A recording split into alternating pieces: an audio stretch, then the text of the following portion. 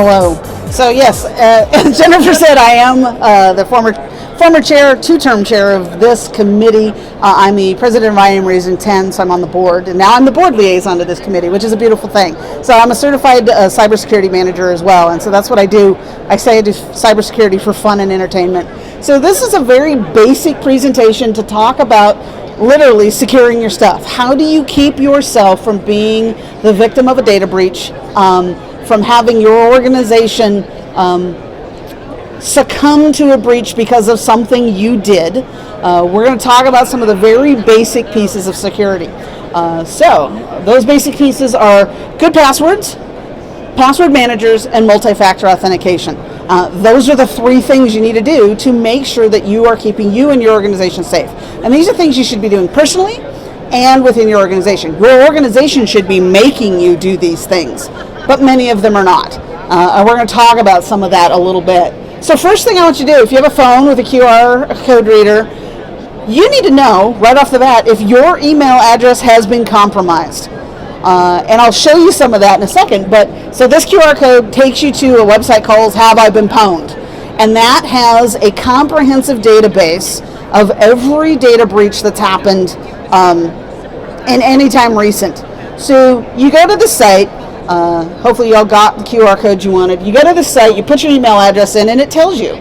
So this is one of my personal email addresses. It says, oh no, I've been breached 18 times with that email address. That means that 18 separate circumstances of my email address have shown up in hacks, in data dumps, in data breaches, and so I need to know that. I happen to really like this website. Oh, I see someone in the back who looked up their address and just held up their oh no sign on their phone because it's very rare to find an email address that isn't on here for absolutely absurd reasons sometimes, and I'll talk about that a little bit. But I actually subscribe to the service. This is free subscription. They have my email address. Every time it shows up in a breach, they email me. We put our entire domain in there. So every time anyone on our domain is breached, they send us an email as a system administrator so that we can make sure that the people on our domain know that they have been breached and that they need to do something about that. People tend to recycle passwords.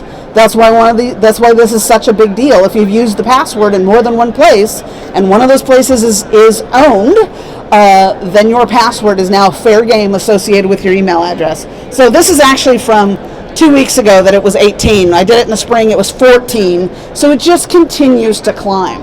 That website also has, as of 2 weeks ago, they have a total, I realize that my little LED light doesn't work. They have a total of 411 owned websites, which means breached websites, with over 8 billion owned accounts. And these are some of the largest breaches. So that Collection 1 account, that was an amalgamation of all kinds of other breaches that someone compiled and released on the dark web. But it's a real place. There's Verification.io. There's just all of these different breaches. MySpace is still one of the biggest of all time. NetEase, LinkedIn. Y'all probably have LinkedIn accounts. They were compromised a couple of years ago. And so these are the recently added ones. One of the funny ones, funny not haha, but funny annoying that showed up, I showed up in the Hot Look breach. And I said, what in the world is Hot Look? Well, apparently it's a clothing store that I would never shop at. And I thought, how did I get in there? They got bought by Nordstrom's. Nordstrom shared their customer data with Hot Look because Hot Look was part of the Nordstrom's family. Then Hot Look lost it all. And so now I'm in the Hot Look data breach. And it's funny, every time I talk about that, there's at least 4 women in the room who go, I'm in the Hot Look data breach. I've never been there. But every single one of them shopped at Nordstrom's. So Nordstrom shared their data with their greater company and boom, gone. So this is just the massive number of breached accounts is really mind-boggling because it is a non-stop issue. It's happening every day with large data breaches. So the big thing is, the first very, very important thing to do is to make a good password.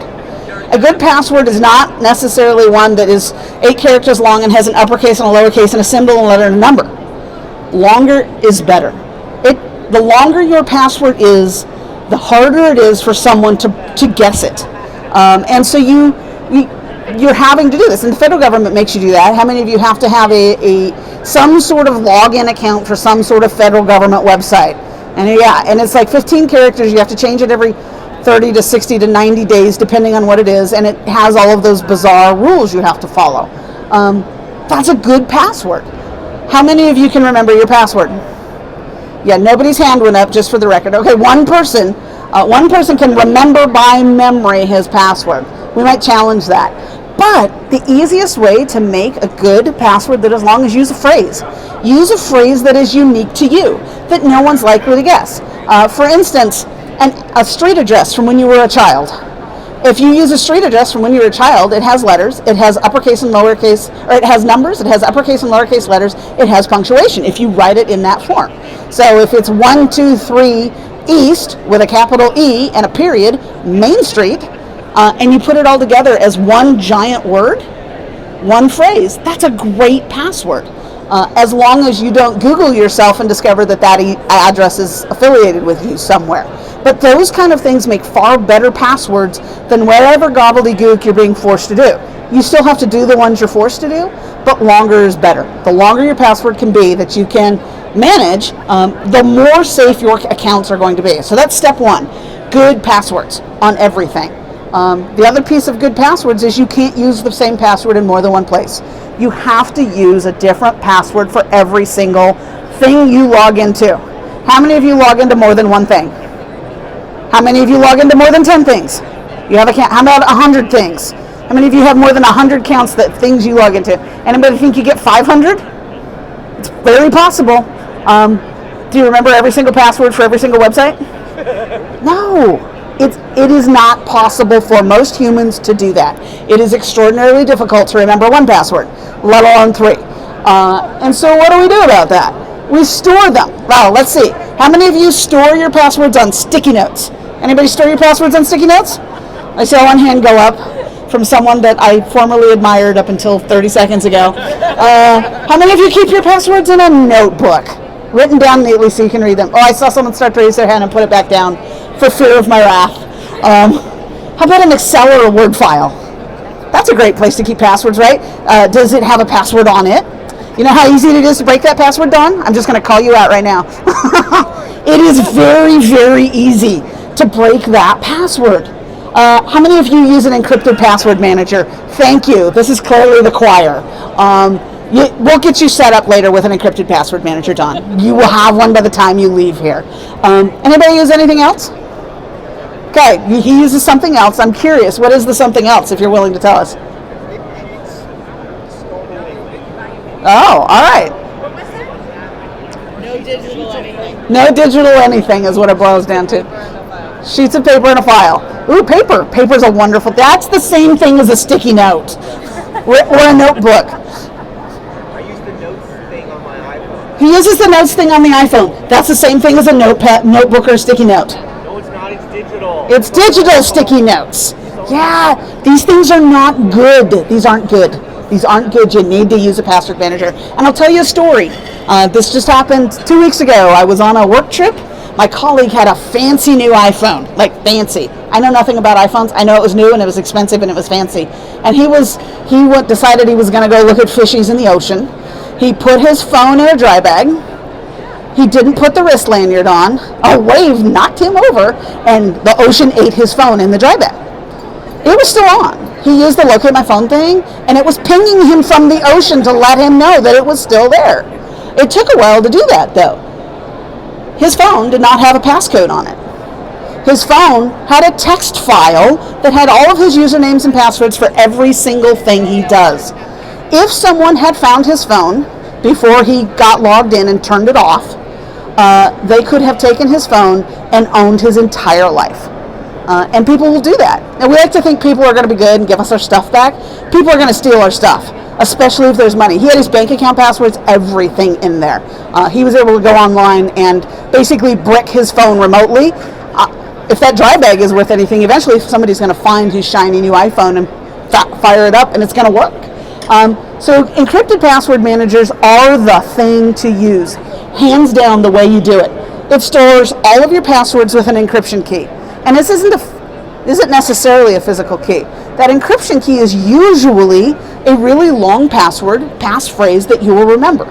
So you use, it's kind of like your notes thing, Peter. I'm just going to pick on you. It's like notes, but you put your accounts in there, you put your passwords in there, and then you close the app. To open the app, and then it encrypts everything in there. So even if somebody gets that file and looks at it, all they're going to see is gibberish because they don't have the key. Once you put your key in, it unencrypts the entire file, and then as you open each password, unencrypts that. So double encryption. So it encrypts each account, and then it encrypts the entire file. Only you have the key to that. So if you lose it, the lovely people who sold you your password manager cannot help you retrieve your password because only you know your password. But do some research. There's a lot of password managers out there. If you go to your iPhone store or your Google store and you look at password managers, some of those are there simply for the purpose of stealing your password. You have to do your research. You have to make sure you pick one that is legitimate. I always talk about Wirecutter, wirecutter.com. And just so you know, at the end, there will be a QR code so you can download this entire presentation so you don't have to take pictures of it or try and remember anything. Wirecutter has a great review that they update annually of password managers. And it tells you the weaknesses and the great points of all of them. But use a password manager. You can usually use most of them for free. Are any of your organizations using an enterprise level password management system? 1, 2 hands.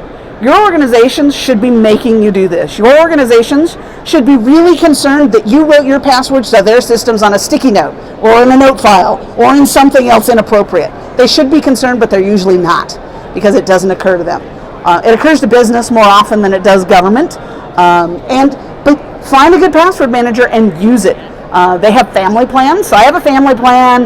My husband's on it. My nieces and nephews are on it because when they were teenagers, I was like, hey, you guys need to use password managers and quit using the same password for all of your social media.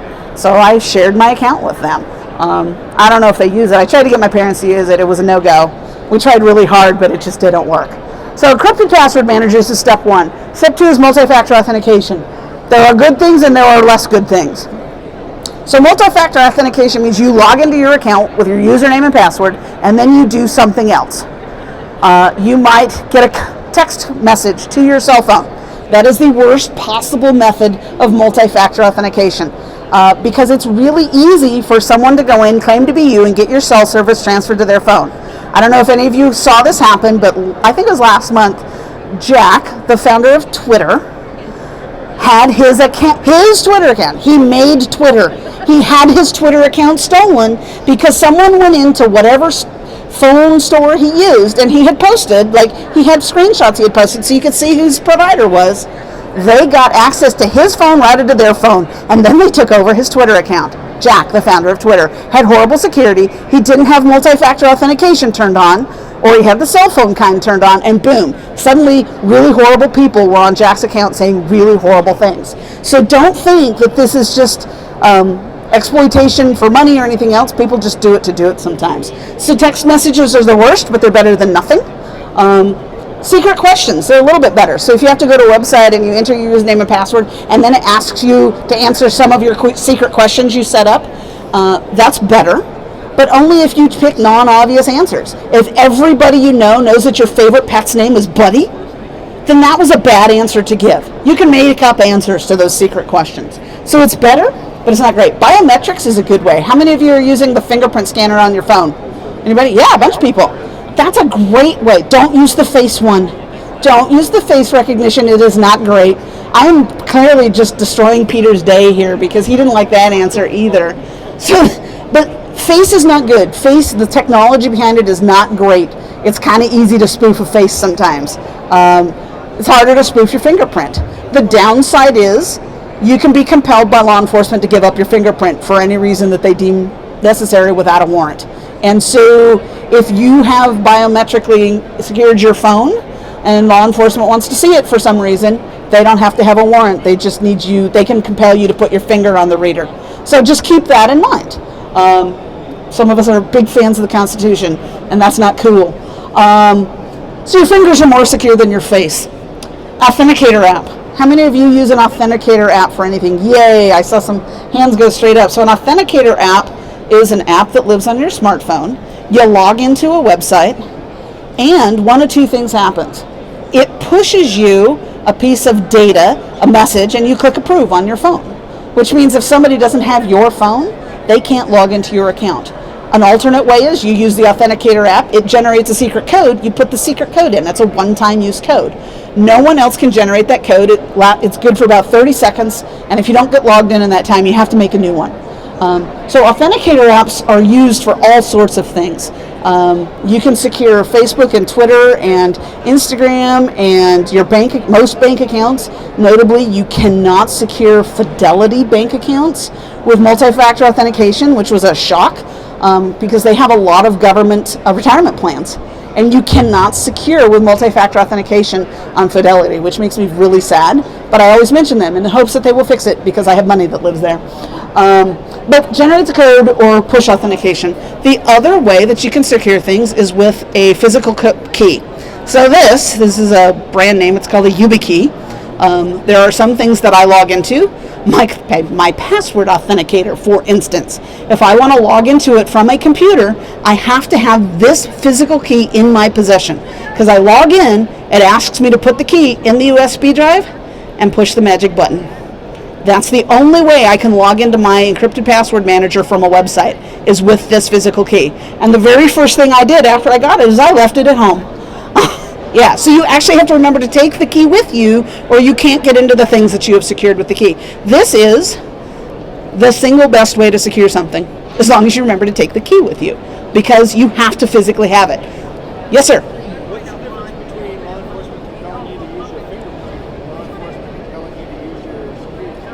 What's the difference between law enforcement compelling you to use your fingerprint and law enforcement compelling you to use your security key? What's the difference between law enforcement compelling you to use your fingerprint versus compelling you to use your security key? There's court decisions around it. That's the best I can do is tell you they can compel you to stick your finger out. They cannot compel you to hand over a physical object.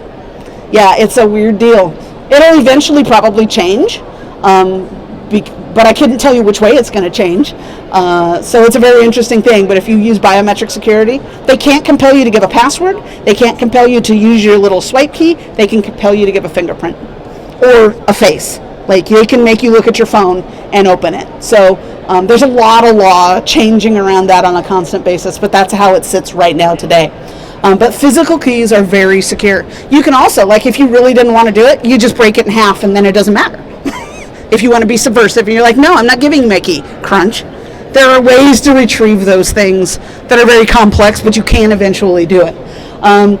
There's a website that will tell you what other websites support multi-factor authentication. And again, you can download this to the end so you have it. It's twofactorauth.org. And it's a very comprehensive list of all of the sites and accounts that let you secure with multi-factor authentication. There are lots, and it tells you if you use a bank that doesn't. It gives you the contact information for your bank, so you can ask your bank to add that service. These people don't sell authentication; they just have a list of who uses it. So that brings me to the end of my presentation. And I will take questions in a second. If you want the entire presentation, just boop the QR code. It's got my contact information in it. And what is the question? So can you have two secure keys and keep one in a safe deposit box? So can you have two secure keys and keep one in a safe deposit box? It depends on which service you're using. So I happen to use LastPass. LastPass will let me set up 5 keys for that account. So I can have multiple keys, but it depends on what services you're using. So check before you turn it on to make sure you actually wanted to turn it on and that you can actually get it back. But yeah, that's a great question because you could keep it in a fireproof box or a safe deposit box. Okay, we got a thumbs up for that online answer. Ooh. All right, and now that guy's on the screen on the webcast. All right, so Jennifer, back to you. Oh, Peter has a question. Peter has a question. Wow. And there's a question back there too. Okay, so I have 2 now. So first one, so is that just called like literally a secure key? This, I should probably answer with the microphone. So he asked what this is called. This is the generic name is a token authenticator. This one happens to be a YubiKey. There are different kinds. There's a YubiKey with a biometric scanner. Don't get that one because if we go back to the same fingerprint issue. Okay. And then my second question just to hers was, so if it allows you to set up 5 of those keys, does it also give you a way of looking at those online and being like, ooh, I lost that key, like don't accept it anymore? That's a good question. I don't have multiple keys. So the question was, if you've set up multiple keys, how do you indicate that you don't have possession of one anymore? I don't know because I haven't set up multiple keys. But I know that you can delete a key, so there's got to be a way then to show which one is which. I think LastPass numbers them 1 through 5, so I would assume I would take a Sharpie and write 1, 2, 3, 4, or 5 on my key so I knew which one it was. And there was one more question back there. One is about legacy planning. Stuff locked up, die. That's a fantastic question. So the question was about legacy planning. And I'm going to go with a softer effect. What if you get, she said, if you die, what happens to your stuff? And it's a great question. And it works, it's for other things too. If you are incapacitated for some reason, who can get your stuff? A physical key, you should have a trusted person, like a truly trusted person who has access to whatever. That safe deposit box was a great idea for keeping single-use keys in, for keeping these kind of keys in. Some of the social media sites let you designate a survivor, basically. But you should have that. That is an appropriate case to write some things down and put them in a safe box somewhere, put them in a safety deposit box or a safe that is mounted and can't be stolen, and make sure that your important people in your world know where that is. I would think that actually as we progress through this digital age, more and more often those will be getting added to wills because it's really important. You have to probably specify who gets your stuff and who gets access to it when you die. So that's a great question.